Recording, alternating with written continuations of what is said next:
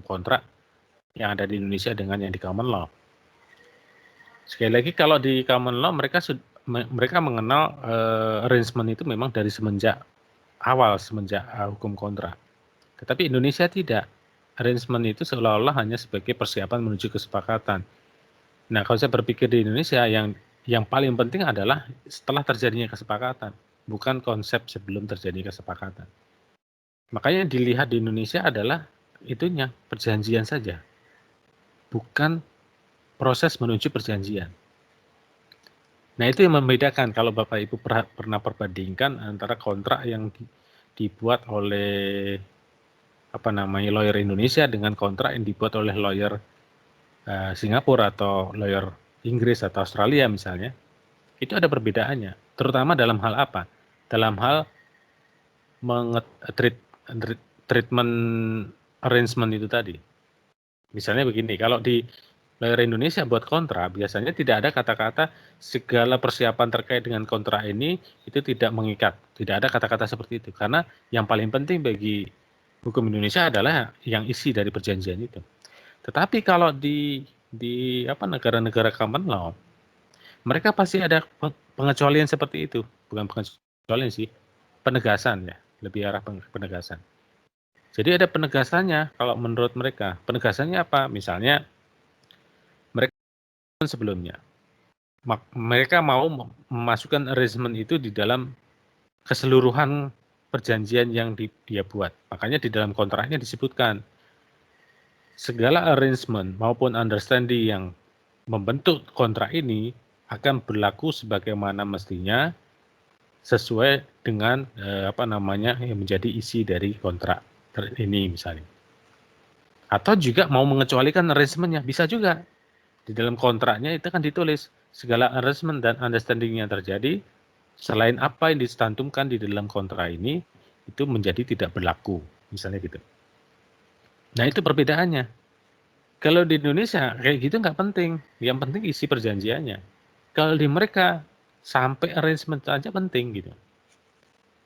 Nah, perbedaan konsep berpikir dalam hukum kontrak itulah yang kemudian itu ketika ditarik di dalam bidang persaingan usaha itu berpengaruh. Makanya di common law yang namanya perjanjian itu juga termasuk arrangement gitu. Yang namanya perjanjian itu juga termasuk understanding gitu. Selain kontrak itu sendiri. Nah, kalau di hukum kita itu tidak. Karena hukum kita di dalam konstruksi berpikir hukum kontraknya tidak mengenal itu. Nah, itu yang membedakan. Jadi sehingga kenapa formula yang ada dalam pasal 1 definisi mengenai perjanjian itu tidak menyebutkan mengenai arrangement.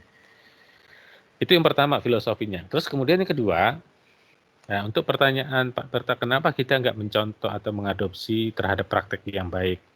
Saya setuju Pak. Jadi memang harus ada argumentasi yang bagus untuk supaya kita bisa melegalkan adopsi itu. Terus terang saja kalau kita bicara Undang-Undang 5 tahun 99 ini, sebenarnya ini adalah undang-undang yang diadopsi dari hukum asing tadinya. Terutama yang paling banyak menggunakan konsep berpikir dalam undang-undang di Amerika, Sherman Act. Sebenarnya itu. Jadi kalau berarti norma dasarnya saja sudah dari hukum asing yang sudah disesuaikan dengan kondisi Indonesia, berarti ketika kita mau melakukan adopsi lagi pun tidak ada masalah dong, harusnya logikanya gitu kan. Tinggal kita sesuaikan saja. Bisa nggak misalnya arrangement kita masukkan? Ya menurut saya bisa aja, meskipun itu bukan menjadi kultur hukum kontrak kita. Karena kalau sudah bicara mengenai perjanjian, nanti ke depannya apalagi, itu bisa saja sudah tidak lagi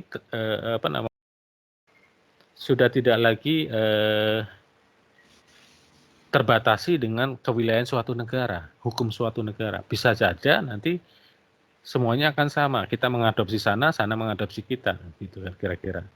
Ini sama halnya kita bicara mengenai sistem hukum. Kok sistem hukum common law yang katanya hukum kebiasaan itu yang paling utama, kok ada kodifikasi sih? Ya. Nah, karena sistem hukum common law juga belajar dari sistem hukum civil law. Yang mana civil law itu mengedepankan namanya kodifikasi. Nah, sama seperti itu. Kenapa kok hukum kontrak kita itu belajar mengenai MOU? Dia mengadopsi dari mana? Dari praktek dalam sistem hukum common law. Jadi saling belajarlah di antara sistem hukum ini. Nah, sama seperti itu. Jadi sekali lagi kalau dilihat apakah perlu kita mengadopsi, saya sangat setuju. Terutama kenapa sih alasan mendasar saya, preposisi saya dari sisi membuktikan itu aja sudah sulit. Jangan dibuat sulit lagi dong, kayak gitu maksud saya. Jadi kayak yang semalam bicara mengenai tindak pidana korupsi. Ya, tindak pidana korupsi, membuktikan tindak pidana korupsi kan sudah sulit. Kalau tidak pidana korupsi di dalam BUMN apalagi, ya kan? Di situ kan ada klausula terkait dengan pemisahan harta, pemisahan kekayaan negara ya. Yang di mana negara menyetorkan modal kepada BUMN itu sudah dianggap terpisah, tetapi Undang-Undang Keuangan Negara mengikat kembali bahwa modal yang disetor itu itu masih termasuk termasuk uang keuangan negara. Sehingga apabila kerugian muncul dalam BUMN oleh karena ada kesalahan, maka itu terjadi sebuah tindak pidana korupsi. Nah, kenapa kok seperti itu? Karena supaya mempermudah, membuktikan tindak pidana korupsi aja sudah sulit, jangan dibuat susah dong, ya itu kira-kira. Meskipun saya sendiri konstruksi berpikir menciptakan menciptakan norma positif seperti itu aja, saya sebenarnya tidak setuju gitu. Tapi saya berpikir lebih baik lagi, untuk membuktikan pidana korupsi aja susah. Ngapain kita harus ngotot, ini kan harusnya membuktikan dulu business judgment rule-nya dulu. Ngapain gitu kan. Akhirnya saya tiba dalam kesimpulan seperti itu. Ya sudahlah, memang kita harus mendukung peran negara dalam memerangi hal seperti itu. Sama seperti ini, untuk membuktikan kasus-kasus persaingan usaha itu sudah susah. Jadi jangan kita persulit lagi. Malah kalau bisa diakomodasi menjadi lebih lebih mudah gitu di dalam undang-undangnya. Wacana RUU Undang-Undang Nomor 5 Tahun 99 ini mau diubah menjadi sebuah undang-undang yang baru itu sebenarnya sudah cukup lama. Mungkin pembahasannya sekitar beberapa tahun yang lalu dengan KPPU itu sudah sering intens diskusi terkait dengan apa saja sih yang perlu dimasukkan gitu. Termasuk yang waktu itu dibahas adalah perubahan status kepegawaian. Nah itu juga dibahas itu waktu itu kalau tidak salah saya. Karena pegawai KPPU ini sekarang bukan lagi pegawai negeri. Kalau dulu itu kan pegawai negeri dia, ASN. Sekarang enggak. Jadi kayak macam OJK sekarang lah ibaratnya gitu. Pegawai badan gitu. Saya nggak tahu istilah ketatanegaraan, istilah administrasi negaranya apa saya nggak tahu ya. Tapi itu pegawai badan, pegawai komisioner. Itu kira-kira apa Berta alasannya? Ada lagi? Silakan.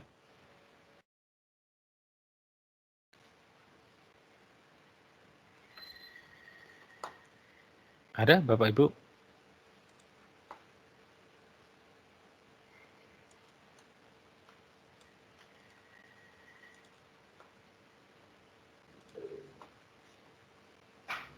Kayaknya nggak ada nih Pak. Izin Pak. Ya silakan Pak Jendris. Ini terkait dengan pembagian wilayah Pak. Ya. Itu kan Indomaret itu ada sebagian di daerah kita ini di negara Indonesia, sebagian itu tidak diperbolehkan Indomaret itu berdiri. Yang menjadi pertanyaan saya itu Pak, apakah ini ada terkait tentang aturan setiap daerah atau intervensi daripada kepala daerah tersebut? Terima kasih Pak. Baik, terima kasih Pak Jendris. Sepemahaman saya memang dulu ada beberapa rekan yang melakukan diskusi terkait dengan hal itu. Kenapa kok sejenis Indomaret ataupun Alfamart ini kemudian di daerah tertentu menjadi dilarang? Sebenarnya alasannya adalah lebih ke arah pemberian perlindungan kepada kaum minor. Yang saya maksud minor ini adalah pelaku usaha sejenis tetapi yang tidak punya akses banyak seperti Indomaret sama Alfamart. Kita bayangkan Bapak Ibu sekalian, kalau kita melihat sekarang aja di Batam saja sudah menjamur Indomaret sama Alfamart. Memang dari sisi dari sisi pasar konsumen sangat dimanjakan. Kenapa dimanjakan? Dia dekat dengan rumah. Terus kemudian kita hanya tinggal datang di satu tempat itu saja, kemudian kita bisa beli barang yang itemnya banyak gitu ya, pilihannya banyak. Kemudian tempatnya nyaman, AC, bersih, terang gitu. Itu kan ciri mereka. Sebenarnya konsep Alfamart Indomaret itu kan konsep supermarket yang dibawa ke rumah-rumah sebenarnya kan gitu. Kalau strategi bisnisnya mereka. Nah, pertanyaannya adalah bagaimana nasib warung-warung kecil? Ini sudah terjadi di dekat rumah saya. Dulu saya langganan di warung itu, ya nggak kecil banget sih, dia modelnya kayak Indomaret ya, konsepnya seperti itu. Tapi akhirnya kalah bersaing dengan Indomaret. Ya. Kalah bersaing dengan Indomaret. Akhirnya dia jual barang-barangnya, entah dia berganti bisnis apa, saya nggak tahu juga. Terus tempat dia usaha itu sekarang jadi Alfamart gitu. Nah, intinya kan di sini berarti ada bargaining dari pihak pelaku usaha kecil yang kalah kuat daripada Indomaret Alfamart. Indomaret Alfamart itu kan konsep waralaba. Jadi pemiliknya itu bisa banyak orang ini.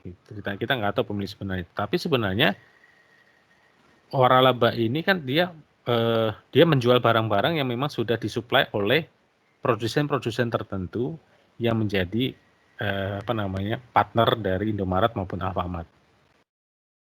Ya kan? Nah, artinya di sini kelebihan dari bentuk waralaba ini adalah dia sudah pasti fix, nggak perlu lagi cari produsen, nggak perlu lagi cari distributor lah ibaratnya gitu. Karena harganya pasti harga dari produsen, terus kemudian supply-nya pasti langsung dari produsen, jadi dia nggak perlu lagi cari pihak-pihak lain atau distributor atau agen lain gitu.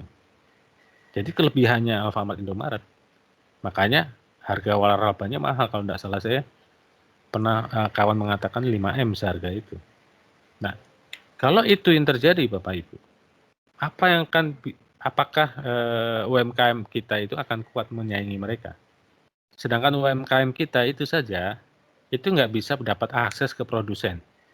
Itu tidak bisa mendapatkan akses dengan harga yang lebih baik karena dia harus melalui beberapa rantai distribusi. Termasuk harus melalui misalnya distributor A, distributor B, C, yang itu akan bermacam-macam ragam supply-nya gitu. Pasti akan kalah bersaing dengan hal seperti itu. Karena akses yang didapatkan sehingga mengakibatkan pembentukan harga juga berbeda. Itu kira-kira Bapak Ibu. Dan lagi pula modalnya juga berbeda gitu. Modalnya kan tidak sama. Nah, terkait dengan pembagian wilayah tadi, itulah kenapa sebenarnya pemangku kebijakan di daerah itu kemudian mencoba memberikan pelindungan kepada usaha-usaha kecil itu supaya tidak kolaps. Kalaupun harus ada Indomaret, dia harus yang memang daerah-daerah tertentu saja misalnya kayak gitu. Seperti kalau tidak salah saya di Padang itu nggak ada sama sekali Indomaret kalau tidak salah saya. Terakhir saya ke sana 2-3 tahun yang lalu nggak ada itu. Tapi nggak tahu kalau sekarang, itu tergantung dari kebijakan masing-masing daerah. Tapi larangan itu tidak terkait dengan pembagian wilayah Pak. Karena yang dimaksud pembagian wilayah ini adalah pelaku usaha dengan pelaku usaha pesaing untuk saling membagi wilayah. Misalnya kalau dalam konteks ini misalnya ini memang tidak terjadi, tapi misalnya antara Alfamart dengan Indomaret mereka membagi wilayah misalnya. Nah, itu baru masuk kategori itu apabila terjadi praktek yang tidak sehat. Begitu, Pak. Ada lagi? Pak, izin Pak. Ya, Pak. Ini kan tadi Alfamart Indomaret itu kan tidak menjadi pembagian wilayah, bukan termasuk ya Pak. Terus selanjutnya pertanyaan saya gini Pak, apa yang menjadi suatu apa namanya? Kok bisa di setiap wilayah kita ini ada perbedaan gitu, Pak? Contohnya di Sumatera Barat itu Alfamart Indomart itu kan tidak ada, Pak, tidak diperbolehkan. Ya, kalau tadi kan udah Bapak jelaskan tentang apa akibatnya ada daripada Alfamart Indomart ini kan bahwasanya usaha-usaha kecil bisa terdampak gitu kan, Pak. Ya. Yang menjadi pertanyaan saya itu kenapa di setiap daerah itu ada perbedaan gitu? Perbedaan itu apakah itu aturan dari pemerintah daerah tersebut? Kalau memang itu aturan dari pemerintah tersebut, kenapa secara khusus juga di Kota Batam ini itu tidak diberlakukan gitu, Pak? Melihat daripada dampak adanya Indomaret Alfamart ini berakibat ke pengusaha-pengusaha kecil, Pak, gitu. Terima kasih. Baik, Pak Jendris. Pak, tambahan sedikit Pak. Ya, silakan Pak Berta. Saya juga jadi tertarik dengan pertanyaan Pak Jendris tadi. Seperti juga yang Bapak sampaikan juga, Indomaret dan Alfamaret, mereka memiliki suatu produsen yang sama. Yang jadi pertanyaan juga kita adalah, apakah KPPU sudah melakukan pengecekan price list harga tadi, Pak? Di dalam undang-undang kan tidak diperbolehkan dengan harga yang sama. Artinya di sini akan muncul suatu persaingan. Artinya barang-barang yang ada di Alfamart dan Indomaret ini harganya harusnya berbeda. Nah, kalau itu bisa dibuktikan dengan harganya sama, ada nutup kemungkinan ini ditutup mata. Artinya sebelah mata KPPU melihat Alfamart dan Indomaret ini. Kan seperti itu, Pak. Yang saya ketahui terkait persaingan monopoli ini, yang mungkin saya pelajari juga, dia adalah suatu pesaing yang sama kedudukannya dan memiliki suatu produk yang sama, tapi tidak membolehkan dengan harga yang sama, kan seperti itu. Harusnya ada persaingan di situ, sehingga memunculkan pengusaha-pengusaha lain untuk saling bersaing, kan seperti itu, Pak. Nah, kalau sementara tadi Bapak menyampaikan adalah Alfamart dan Indomaret adalah suatu perusahaan yang waralaba sehingga dengan memiliki suatu produsen yang sama, artinya suatu produk barang yang sudah dijual di dalam suatu Alfamart dan Indomaret itu adalah suatu produk yang mereknya sama. Tapi apakah KPPU sudah melihat ini dengan harga yang sama? Nah itu Pak, mungkin mungkin yang Bapak ketahui juga, apakah KPPU ini sudah pernah melakukan korektif daripada price harga tadi, itu Pak. Nah kalau Pak Jendris tadi masalah wilayah, kalau saya lebih kepada produk barang. Setahu saya kalau kita beli barang di Indomaret pasti ada di Alfamart. Cuman kalau harga kami mungkin konsumen atau masyarakat tidak terlalu memperhatikan terhadap harga itu sama atau tidak. Nah kalau itu sama, apakah itu suatu pelanggaran hukum, Pak? Terima kasih, Pak. Baik, Pak Berta. Saya coba jawab Pak Jendris dulu ya. Jadi kembali ke permasalahan itu tergantung dari kebijakan masing-masing kepala daerah dengan melihat kondisi pertimbangan tertentu lah dari masing-masing kepala daerah. Oleh karena itu kebijakan itu diserahkan sepenuhnya kepada masing-masing kepala daerah. Ini bukanlah kebijakan nasional, artinya untuk larangan segala macam itu bukanlah kebijakan nasional. Kalaupun ada misalnya peraturan menteri muncul, kayak misalnya peraturan menteri perdagangan itu hanya muncul terkait dengan pemberian syarat trading term atau syarat-syarat perdagangan. Yang tidak dibolehkan itu seperti ini loh, yang dibolehkan seperti ini. Nah, itu berlaku nasional. Tapi yang tidak diatur oleh secara nasional adalah itu tadi. Apakah di satu daerah itu boleh mendirikan Alfamart Indomaret atau tidak? Itu tidak diatur secara nasional. Artinya berarti kembali ke kebijakan daerah masing-masing. Nah, memang faktanya seperti Bapak bilang tadi, saya di Kota Padang pun tak ada itu Indomaret Alfamart tuh, nggak ada sama sekali. Karena kebijakan kepala daerahnya masing-masing seperti itu. Tapi apakah ini melanggar atau terkategori diskriminasi? Saya pikir sih tidak ya. Karena kondisi daerah itu masing-masing punya pertimbangannya. Kenapa mereka harus seperti itu, kenapa harus seperti ini. Kalaupun nanti diuji di pengadilan masalah pelanggaran oleh karena diskriminasi, maka harusnya pengadilan juga harus melihat bahwa ini maksud ini kan seperti seolah-olah kayak Indomaret Alfamart tidak boleh bersaing di pasar retail seperti itu. Kan seolah-olah seperti itu, barrier to entry gitu kan sebenarnya. Tapi kalau dilihat lebih jauh lagi sebenarnya kebijakannya adalah untuk memberikan pelindungan ya apa? Untuk UMKM-nya misalnya gitu. Makanya nanti kalau kita bicara masalah apa namanya? Masalah pengecualian di dalam pasal 50 ada itu. UMKM itu dikecualikan dalam hal ini gitu, kira-kira. Nah, itu Pak. Jadi kembali ke daerah masing-masing. Nah, kemudian ke pertanyaan Pak Berta mengenai produsennya bisa sama memang. Produsennya kemungkinan bisa sama. Tapi yang mesti diingat bahwa Indomaret sama Alfamart itu punya basis korporasi yang berbeda. Tapi secara apa namanya? Secara nyatanya apakah ini berbeda atau sama kita nggak pernah tahu.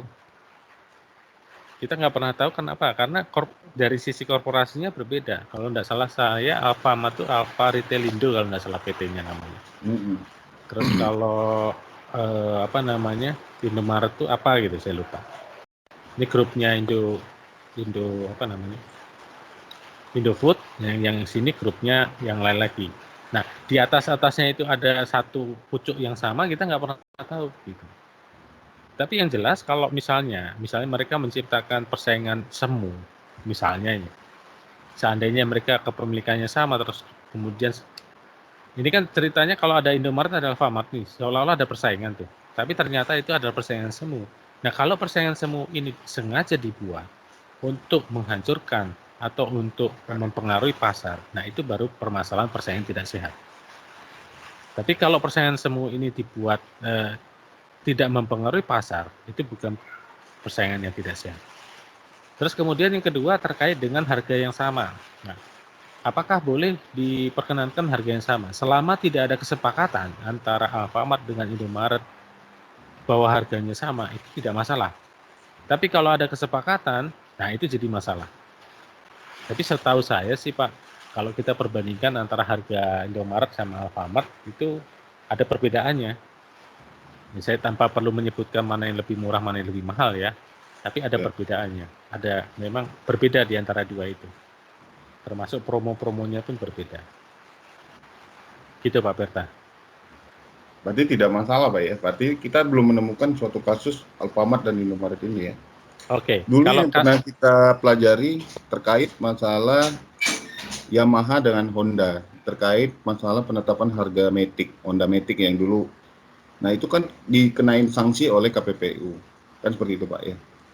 Nah, berarti yang saya ngambil kesimpulan di sini adalah ketika suatu pengusaha yang besar, yang memiliki bargaining power yang besar, melakukan suatu perjanjian, baik itu terlisan ataupun tulisan, dan itu dapat dibuktikan, kan itu kan Pak. Artinya itu sudah suatu pelanggaran KPPU. Seperti itu ya Pak ya? Ya. Saya ambil kesimpulan seperti itu. Pertanyaannya, kalau ada nggak kasus yang terkait dengan Alfamart ataupun Indomaret? Ada. Ada satu kasus yang sudah diputus oleh KPPU, tapi ini kasus ini menurut saya putusannya menarik, unik, lain daripada biasanya. Tadi kan Pak Berta sempat singgung, kan sanksinya hanya sanksi administratif, tapi sanksi administratifnya juga cukup tinggi loh Pak. Artinya dia harus membayar sejumlah uang gitu kan. Uang itu harus disetorkan kepada negara sebagai bentuk denda.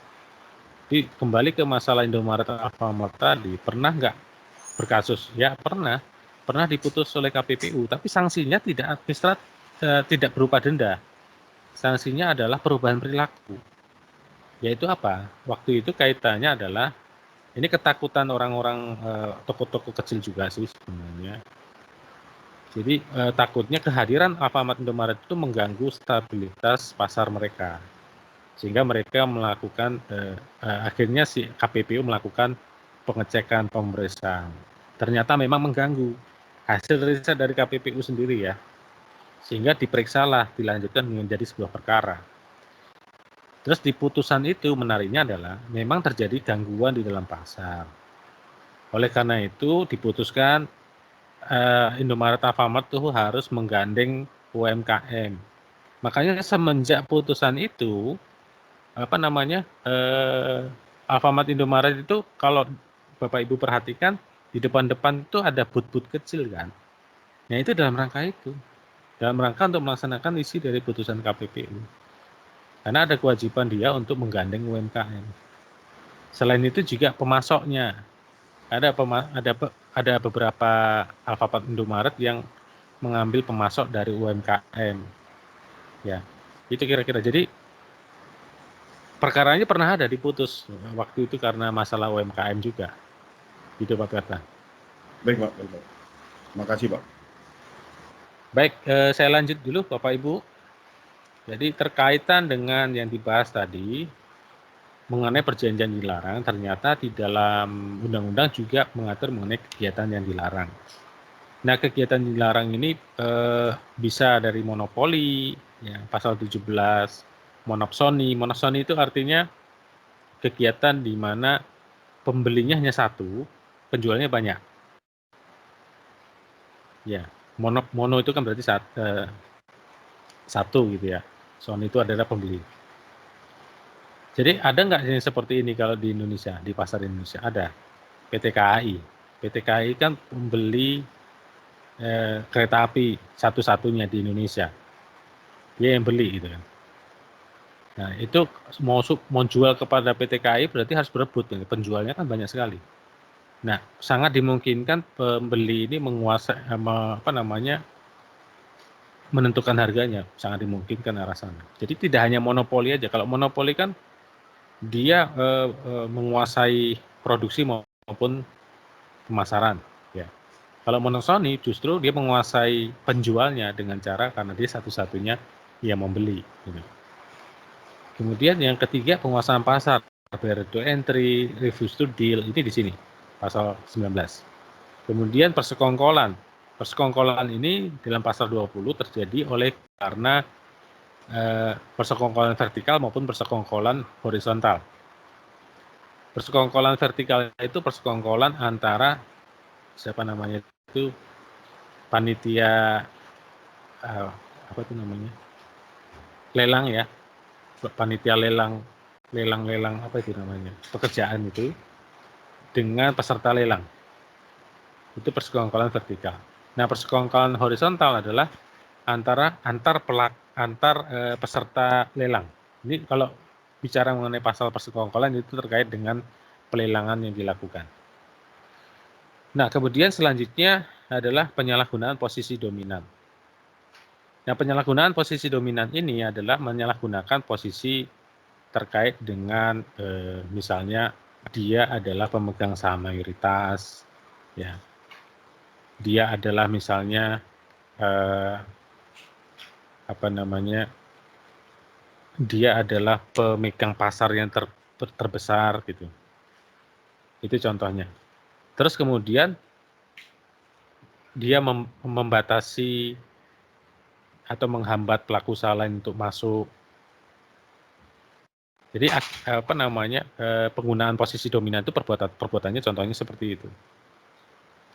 Untuk bisa disebut sebagai posisi dominan, kalau di hukum kita itu masih ditentukan berdasarkan penguasaan pangsa pasar.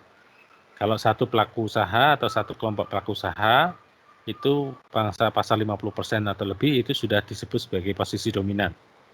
Kalau 2 atau 3 pelaku usaha itu menguasai 75% atau lebih pangsa pasar itu disebut sebagai posisi dominan. Jadi ini pernah terjadi dalam kasusnya Carrefour. Dalam kasus Carrefour pernah terjadi karena Carrefour pada waktu itu mempunyai potensi posisi dominan penguasaan pasar hypermarket, ya, sehingga kemudian dia menetapkan syarat-syarat perdagangan yang berat bagi penyuplainya, suppliernya. Termasuk yang pernah terjadi waktu itu di Carrefour adalah ini mengenai susu ya. Produk susu tertentu apabila dia sudah masuk di sana dia tidak boleh menjual di hypermarket yang lain gitu. Nah itu salah satu bentuknya. Jadi dia menghalang-halangi juga untuk bisa pelaku usaha itu mensuplai ke tempat lain. Nah itu posisi dominan. Nah kemudian yang selanjutnya adalah jabatan rangkap. Jabatan rangkap ini apabila ada seseorang menduduki jabatan sebagai direksi dan komisaris ya, yang dalam waktu bersamaan. Sedangkan di situ perusahaan-perusahaan itu saling berkaitan satu dengan yang lain. Nah, ini kan saling akan mempengaruhi. Ya, saling akan mempengaruhi. Ini nanti pertemuan selanjutnya saya akan coba kasihkan contoh kasusnya dalam kasus Indofood, grupnya Indofood. Ya. Kemudian pemilikan saham. Ini sebenarnya kategori posisi dominan juga, tapi kalau menurut Undang Hukum Indonesia itu kategori tersendiri ya, yaitu pemilikan saham. Yang dimaksud kepemilikan saham di sini adalah pelaku usaha yang memiliki saham mayoritas pada beberapa perusahaan sejenis yang melakukan kegiatan usaha di bidang sama dan pasarnya sama. Jadi akan terkategori sebagai kepemilikan saham yang dilarang apabila kepemilikan itu mengakibatkan penguasaan pasar lebih dari 50%. Lebih dari 50%. Jadi ada kategorinya sih. Kalau satu pelaku usaha itu menguasai lebih dari 50%, itu termasuk melanggar. Kalau 2 atau 3 pelaku usaha menguasai lebih dari 75%, itu termasuk melanggar. Gitu. Jadi kepemilikan saham ini contohnya kayak misalnya saya memiliki pabrik mie instan. Terus kemudian saya juga pemegang saham pabrik mie instan yang lain. Ada beberapa pabrik mie instan yang sahamnya punya saya. Nah, ini sama-sama pasar mie instan nih ceritanya. Nah, artinya kalau dibagi dalam pangsa pasar, maka semua pabrik mie instan saya itu punya pangsa pasar yang sama, otomatis porsinya akan menjadi besar pangsa pasarnya. Bisa saja melebihi 50% gitu. Nah, kalau sampai 50%, maka ini adalah kepemilikan saham yang dilarang oleh undang-undang. Nah, terkait dengan kepemilikan saham ini pernah terjadi dalam kasus Temasek. Pada waktu Temasek memiliki sahamnya Telkomsel dan dalam waktu bersamaan juga memiliki sahamnya Telkomsel atau Indosat sama satu lagi kalau enggak Excel atau Telkomsel saya lupa. Pokoknya memiliki saham terhadap provider telekomunikasi yang di Indonesia. Akhirnya kemudian KPPU menghukum, menyuruh Temasek untuk melepaskan salah satu dari sahamnya. Itu yang terjadi. Sebagaimana kita ketahui juga bahwa Temasek itu kan juga grupnya dari Indofood kan ya. Indofood. Salim Group. Oke, kemudian yang selanjutnya yang diatur dalam pasal 28 dan 29 yang tadi sempat kita singgung sebentar adalah terkait dengan penggabungan, peleburan, dan pengambil alihan. Nah, berbicara dengan penggabungan, peleburan, dan pengambil alihan ini, sebenarnya yang mau kita bahas adalah akibat dari corporate action itu. Baik itu penggabungan, peleburan, maupun pengambil alihan. Akibatnya apa? Kalau akibatnya itu menciptakan praktik monopoli dan atau persaingan tidak sehat, maka itulah yang menjadi pelanggaran sebenarnya. Nah, pertanyaannya bagaimana untuk bisa mencegah itu terjadi? Ternyata pencegahan itu tidak diatur dalam pasal 28 maupun pasal 29. Karena kenapa? Pada waktu penggabungan atau merger itu terjadi, menurut undang-undang ini merger itu dijadikan dulu. Setelah dijadikan, jadilah merger, maka langkah selanjutnya adalah melaporkan kepada KPPU. Nah, itu yang terjadi. Berarti bukan pre-notification, tapi post-notification sistem yang dianut di dalam undang-undang kita. Jadi bukan sebelum, tetapi sesudah. Di beberapa negara, sebagai perbandingan, mereka sudah menerapkan pre-notification. Jadi dia sebelum melakukan merger, dia harus memberitahukan dulu kepada komisi persaingan usahanya dulu. Kalau enggak, nanti dia bisa berpotensi melanggar gitu. Nah, kalau di Indonesia enggak, terjadi merger dulu, baru dia pemberitahuan kepada KPPU. Nah, kewajiban pemberitahuan itu adalah 30 hari setelah terjadinya corporate action tersebut. Nanti untuk masalah ini kita akan bahas tersendiri mengenai itu. Dan ini juga menarik, di dalam pasal 29 ini kan dia kewajiban untuk melaporkan 30 hari, tapi nantinya akan diatur di dalam peraturan pemerintah.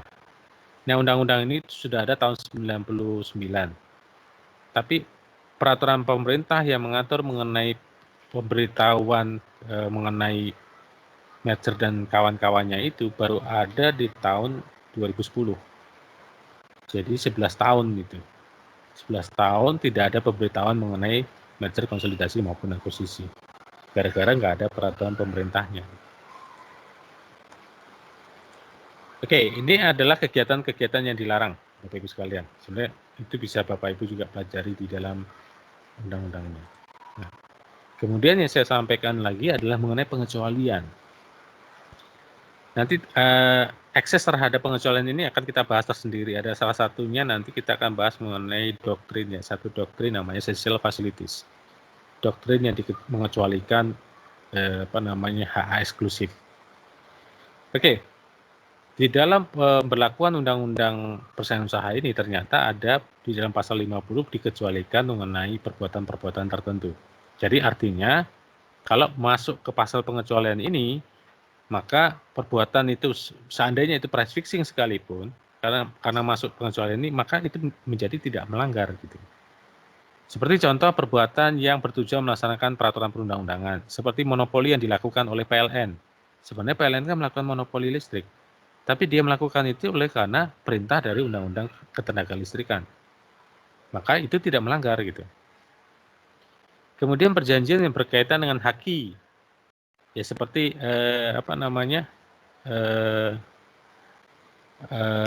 paten ya, paten, terus kemudian merek yang punya hak eksklusivitas yang seperti itu. Ketika ada perjanjian seperti itu yang terkait dengan haki, ya termasuk dia menetapkan harga sekalipun, itu dikecualikan, tidak dianggap pelanggaran gitu. Karena sudah dinaungi di dalam konsepnya haki. Kemudian perjanjian penetapan standar teknis produk barang atau jasa yang tidak mengekang atau menghalangi persaingan. Penetapan standar itu akan berkorelasi dengan penetapan-penetapan yang lain termasuk penetapan harga. Tetapi ketika itu tidak menghalangi persaingan terkait dengan teknis produk tertentu, ya, maka itu tidak menjadi sebuah pelanggaran. Kemudian perjanjian dalam rangka keagenan, itu juga bukan pelanggaran. Meskipun keagenan itu kadangkala mempunyai eksklusivitas, artinya ini agen A wilayahnya Batu Aji, agen B wilayahnya Lubuk Baja gitu ya. Berarti ada eksklusivitas di antara itu dan tidak ada persaingan yang lain selain di luar wilayah itu. Tapi karena ini adalah perjanjian keagenan, maka menjadi dikecualikan. Artinya tidak melanggar. Kemudian perjanjian kerjasama riset dengan catatan dalam rangka untuk kebaikan masyarakat itu juga dikecualikan. Meskipun itu melanggar, meskipun tadinya itu melanggar, tapi karena dikecualikan maka dikatakan tidak melanggar. Kemudian perjanjian internasional yang sudah diratifikasi juga tidak melanggar gitu. Salah satu perjanjian internasional yang terkait dengan haki lah, protokol Montreal, protokol konvensi konvensi tentang paten, konvensi tentang merek, yang sebenarnya konvensi Paris ya, itu yang sebenarnya memberikan potensi pelanggaran persaingan yang tidak sehat, tetapi gara-gara itu masuk pengecualian maka jadi tidak melanggar. Kemudian perjanjian terkait dengan ekspor yang tidak mengganggu kebutuhan pasar dalam negeri, misalnya ekspor ya meskipun sekarang kita impor malah beras ya, ekspor beras. Kalau ekspor beras itu selama dengan catatan tidak mengganggu pasokan pasar dalam negeri tidak masalah. Tapi kalau sampai melanggar, mengganggu pasokan dalam negeri, maka ketentuan pengecualian ini nggak berlaku. Gitu. Nah, terus kemudian pelaku usaha yang tergolong usaha kecil. Nah, ini agak sedikit unik karena Undang-Undang 9 tahun 95 itu dia hanya bicara mengenai kecil, menengah, ya kan? Kalau bicara UKM berarti kecil dan menengah saja. Nah, semenjak adanya undang-undang UMKM yang sekarang ini terbaru, saya lupa tahun berapa, di situ ada usaha mikro. Di dalam penjelasan ini, huruf H ini tidak ada istilah mikro. Tapi kalau kita tafsirkan dengan undang-undang UMKM, maka seharusnya usaha kecil itu juga termasuk usaha mikro. Tapi sekali lagi kalau kita berdebat sama orang akuntansi, usaha mikro menurut mereka nggak masuk di sini. Karena nggak disebutkan dalam undang-undangnya gitu kira-kira. Kemudian huruf I, kegiatan usaha koperasi yang secara khusus bertujuan melayani anggota itu juga dikecualikan. Yang kayak gini nih dikecualikan. Meskipun itu melanggar kayak UMKM tadi.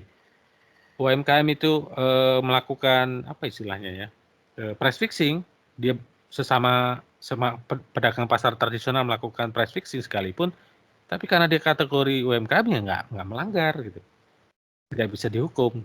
Terus kemudian koperasi yang melayani anggota juga melakukan price fixing dengan koperasi lain juga nggak bisa dihukum. Itu kira-kira. Nah, ini pengecualian-pengecualian yang terutama nanti yang akan kita bahas adalah untuk yang terkait dengan haki ya. Eksklusivitas di dalam haki ini yang dikecualikan dalam hukum persaingan usaha di Indonesia. Nah, ini sebagai gambaran aja Bapak Ibu sekalian, di dalam Sherman Act untuk utamanya untuk mengatakan bahwa orang itu dikatakan melanggar atau tidak, itu siapa saja, apa saja perbuatannya. Ada 2 section, section 1 itu every contract, combination or conspiration, ini yang disebutkan tadi, itu akan dinyatakan sebagai ilegal. Kalau section 2 mengatakan every person who shall monopolize or attempt to monopolize, percobaan untuk monopoli aja, atau kombinasi atau conspire itu arrange atau plan, merencanakan untuk melakukan monopoli, itu sudah dikatakan melanggar. Nah, ini perbedaan konsep yang tadi Pak Berta sedikit singgung, kenapa kita tidak belajar dari situ juga. Perlu juga kita pertimbangkan untuk diadopsi, tetapi dengan penyesuaian. Nah, ini juga yang terjadi di Eropa. Di dalam artikel 81, mereka menegaskan terkait dengan apa-apa saja yang berkaitan dengan persaingan usaha ya. Dia dikatakan directly or directly fixed purchase or selling price or any other trading condition, limit or control production, share markets of or source of supply, itu sudah bisa kategori pelanggaran. Jadi ada beberapa perbuatan yang memang didetailkan, sengaja didetailkan untuk menegaskan bahwa perbuatan ini maka masuk kategori pelanggaran. Begitu Bapak Ibu sekalian. Jadi untuk hari ini kita selesai. Kalau ada pertanyaan dulu, silakan saya buka. Kita masih ada waktu 10 menit. Silakan.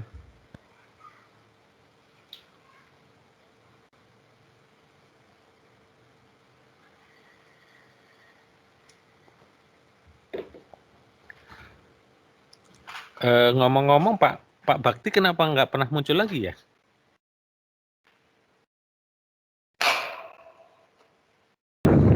Menyemak ini Pak, menghayati. Habis nggak ada suaranya, biasanya ada suaranya. Iya Pak, lagi tanggung Pak. Pak Indra Hengki ada nggak? Pak Indra Hengki nggak ada ya? Oke, ada yang mau ditanyakan, silakan Pak Bakti. Oh sudah jelas semuanya Pak. Ya jangan mau selesai terus mau jelas gitu Pak ya. Udah, ya, saya dalam hati pikiran saya ini sebenarnya masih ingat hal-hal yang Bapak terangkan ini pernah yang dulu pernah Bapak terangkan. Makanya saya masih mengutip analisa yang lama. Oh kayaknya ya gitu. Tapi berarti kan saya masih mengingatnya Pak. Ya. Ada sedikit.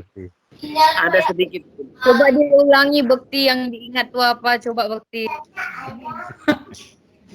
Bang Bakti. Jangan begitulah. Masa kayak anak kecil aja. Bekti biar sekalian kami review. Bekti tolong lah. Bekti jangan suka rendah hati gitu ah. Gimana Pak Bekti, udah ditantang tuh? Ya biasalah. Kita semacam padi aja deh Pak.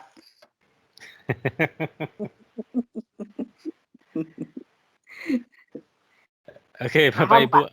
ada yang Pak, mau ini ditanyakan? bisa Silakan. Berarti kita masih ada 3 pertemuan lagi untuk pertemuan nanti akan diatur sama Bu Dian. Kita akhiri kuliah hari ini. Terima kasih. Tetap sehat ya Bapak Ibu. Sampai jumpa lagi. oke, Pak. Oke, Pak, makasih, Pak.